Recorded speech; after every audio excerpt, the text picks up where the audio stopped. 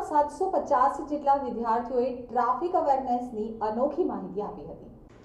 રાષ્ટ્રીય માર્ગ સલામતી મહિના 2025ની 74મી ઉજવણીના ભાગરૂપે સુરત શહેર ટ્રાફિક પોલીસ તેમજ જિલ્લા શિક્ષણ કચેરીના સહયોગથી એક અનોખા કાર્યક્રમનું આયોજન સ્વામિનારાયણ ગુરુકુલ વિદ્યાલય ખાતે કરવામાં આવ્યું હતું। તો ટ્રાફિક નિયમો પ્રત્યે જાગૃતિ લાવવા પ્રયાસ વેડ રોડ ખાતે આવેલ સ્વામિનારાયણ ગુરુકુલ વિદ્યાલય ખાતે એક વિશેષ કાર્યક્રમનું આયોજન કરાયું હતું। સ્કૂલના 750 જેટલા વિદ્યાર્થીઓ દ્વારા આઈ ફોલો ટ્રાફિક રૂલ્સ શિક્ષક હેઠળ ટ્રાફિક નિયમો પ્રત્યે જાગૃતિ લાવવા માનવ આકૃતિઓ નિર્માણ કરવામાં આવ્યું હતું। આ અનોખી પ્રવૃત્તિ રાષ્ટ્રીય માર્ગ સલામતી મહિના 2025ના ભાગરૂપે યોજાઈ હતી, જે ટ્રાફિક સલામતીના પ્રાથમિક સિદ્ધાંતો તેમજ જાગૃત નાગરિક બનવા માટેનો મજબૂત સંદેશ આપ્યો હતો। તો આ કાર્યક્રમ દ્વારા વિદ્યાર્થીઓમાં ટ્રાફિક જાગૃતિ અને સલામતી માટે પ્રેરણા જગાડવામાં આવી હતી। આઈ ફોલો અને માનવ ટ્રાફિક સિગ્નલના આકૃતિઓએ સલામતીના મૂળભૂત સિદ્ધાંતોને મજબૂત બનાવવાની દિશામાં એક ઉદાહરણરૂપ કામગીરી કરી હતી।